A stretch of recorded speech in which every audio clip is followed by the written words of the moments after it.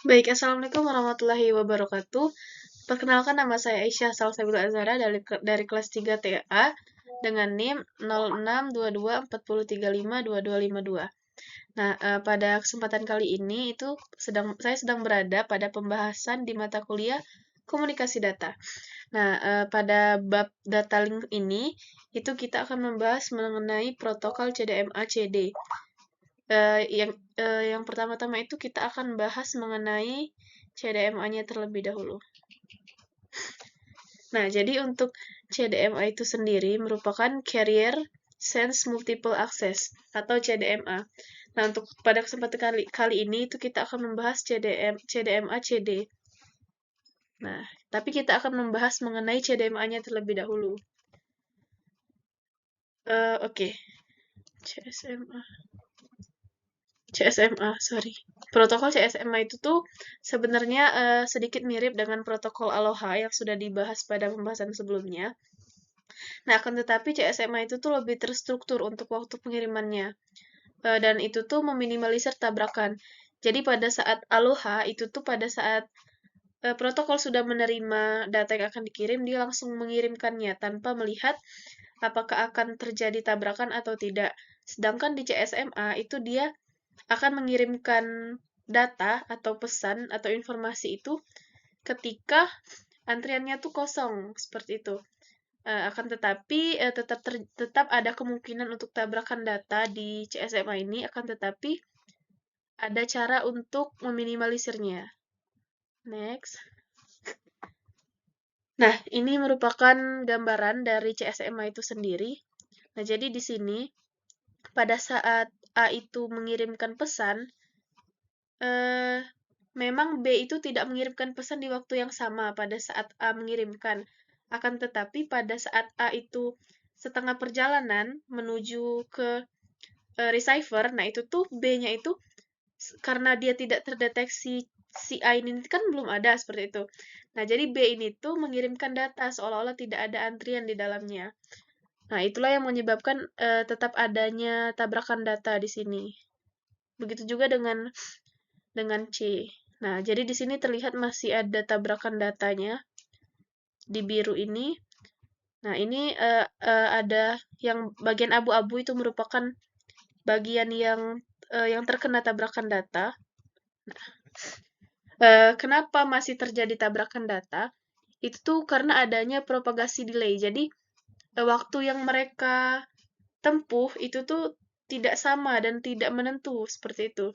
Nah, jadi ketika sebuah stasiun tuh mengirimkan frame atau informasi itu tuh masih membutuhkan waktu dan waktunya itu singkat.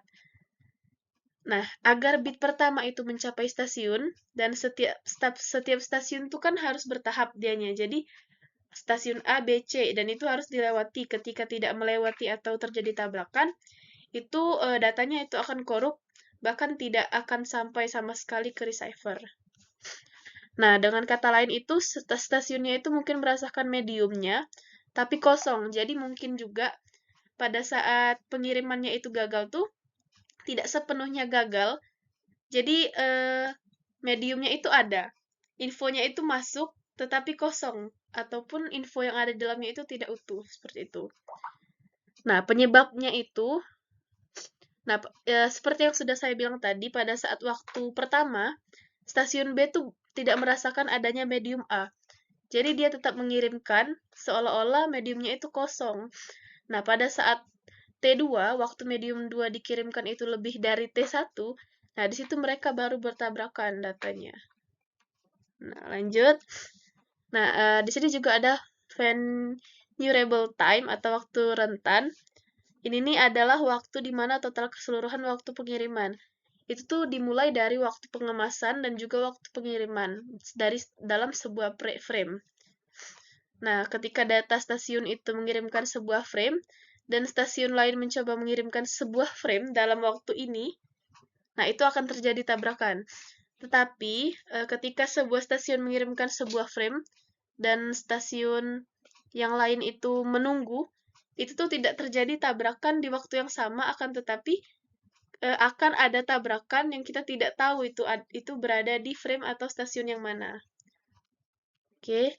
Nah, untuk mode persistensinya itu ada 3. One persistensi, non persistensi, dan P persisten untuk penjelasannya. Nah, yang di one persistent itu, nah, jadi dia itu setelah stasiun itu menemukan jalur kosong, stasiun ini kan akan mengirimkan frame atau data yang akan dikirim ataupun informasi. Nah, metode pertama itu tuh memiliki peluang tabrakan yang tinggi. Karena 2 atau lebih stasiun itu tuh dapat saja menemukan frame yang kosong dalam waktu yang tertentu. Jadi kan ketika A sedang berada di stasiun A, berarti stasiun C itu kosong seperti itu. Akan tetapi akan terjadi tabrakan data karena waktunya itu tidak bersesuaian. Nah, kita akan menggunakan Ethernet untuk menggunakan persistent one ini. Nah, kemudian tidak persisten itu tuh jika jalur tidak kosong, stasiun itu bakal menimbulkan atau membuat waktu jumlah yang acak. Kemudian dia baru mengirimkan frame lagi seperti itu. Nah, ini tuh mengurangi kemungkinan tabrakan karena tidak mungkin 2 stasiun itu akan menunggu dengan waktu yang sama, seperti itu. Namun, metode ini tuh kurang efisien karena jaringan medium itu tetap kosong ketika mungkin stasiun dengan frame untuk dikirim. Seperti itu. Kemudian P persisten. Nah, di sini itu jika saluran memiliki slot waktu, nah jadi waktunya itu tuh sama dengan waktu propagasi maksimum. Nah, waktu propagasi maksimum itu tuh adalah waktu yang ditempuh oleh si slot ini tuh pada saat dia dikemas dan juga pada saat pengiriman. Nah, jadi itu tuh waktunya itu lebih besar atau sama dengan daripada waktu pengirimannya. Nah, jadi pendekatan P persisten itu tuh menggabungkan keuntungan dari 2 strateginya. Nah, ini tuh mengurangi kemungkinan tabrakan dan meningkatkan efisiensi. Jadi, dari 3 metode ini tuh yang paling menghindari tabrakan dan efisien itu tuh yang P persisten. Nah, ini untuk cara kerja P persisten. Jadi, si CSMA itu tuh bakal ngebaca channel ini nih lagi sibuk atau tidak. Kalau misalnya lagi sibuk, itu dia bakal true kan, berarti bernilai true decision-nya. Itu bakal ngulang lagi ke pertanyaan channelnya itu masih sibuk atau tidak. Ketika masih sibuk, dia bakal ngulang-ngulang itu terus. Akan tetapi, kalau false, itu kan berarti dia lanjut. Tidak ada aktivitas di dalam channel tersebut, dia bakal lanjut. Nah, untuk non-persistent, nah, kalau non-persistent itu kan ada waktu random. Jadi pada saat channelnya sibuk, itu dia bakal menentukan waktu random untuk menunggu, kemudian mengirimkan datanya kembali. Nah, kemudian di P persistent itu tuh ada, nah di sini channel BUC, nah itu ketika dia true, dia akan mengulang, akan tetapi ketika channelnya itu false, channelnya itu tidak sibuk, maksudnya false, bernilai false, nah dia itu akan mengirimkan kayak sama seperti non persistent itu, jadi dia akan mengirimkan waktu yang akan menentukan waktu yang random. Nah, dengan cara itu R 0 sampai 1. Nah, kemudian di sini ada decision lagi. Ketika bernilai true itu berarti R kurang atau sama dengan P tadi. Nah, ketika dia false, itu bakal ngulang lagi dianya. Jadi kayak nunggu beberapa waktu lagi. Terus kalau beberapa waktu itu tuh masih true atau false ya. Nah, masih sibuk dah. Kalau misalnya true, dia ngulang lagi dari awal. Bakal ngulang yang generate random number lagi. Tapi kalau false, dia bakal lanjut untuk ngirim data. Nah, kemudian kita bakal lanjut ke CSMA CD. Nah, jadi CSMA tadi kan secara umum yang sebelumnya. Nah, ini tuh di bagian detection UB. Jadi, ada yang detection, ada yang protokol yang hanya mendetek, atau dia itu tahu cara mengatasi dan di mana letak terjadinya tabrakan atau interferensi tersebut. Nah, di sini itu hanya kita akan membahas tentang collision detection. Itu tuh jadi hanya akan membahas mengenai kayak tabrakan, dan itu tuh hanya bagi yang kayak mana ya? Seperti Nah, jadi kita akan menemukan di mana kesalahannya saja, akan tetapi kita tidak bisa menemukan di mana kesalahannya, akan tetapi akan terdeteksi bahwa data yang dikirim itu salah, tidak sesuai dengan apa yang dikirimkan pada awalnya. Jadi yang diterima oleh receiver itu tidak sama dengan yang dikirimkan oleh si pengirim tadi.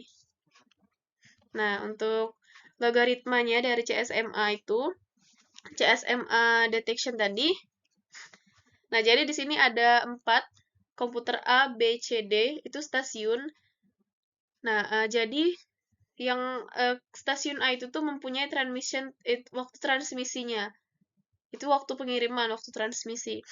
Nah, jadi waktu transmisi itu tuh ketika dianya kayak jadi tadi kan ada waktu menunggu. Nah, ketika waktu menunggu itu tuh tidak melebihi dari waktu yang telah ditentukan, dia tuh bakal mengulang pengiriman karena dirasa kayak sudah lewat dari waktu yang diperkirakan. Nah, jadi di T4 ini, nah, jadi ketika dia mengirimkan lagi, si time 4 itu di 4 yang D tadi itu tuh serupanya bertabrakan dengan si stasiun C. Nah, CSMA CD itu bisa mendeteksi, oh bahwa ada gangguan, akan tetapi dia tidak bisa mengetahui di mana letak gangguan dari data tersebut. Jadi hanya dapat memberikan informasi ke penerima bahwa data yang dikirimkan itu tuh salah ataupun tidak sampai seperti itu. Hanya saja dia tidak tahu itu letak salahnya itu di mana. Misalnya ada 8 bit, rupanya itu sebenarnya yang salah itu ada 2 bit yang harusnya bernilai false itu jadi nilai true. Nah, itu dia tidak bisa mendeteksi dia tidak bisa mengetahuinya, hanya bisa tahu bahwa data tersebut error atau tidak sesuai dengan yang dikirimkan.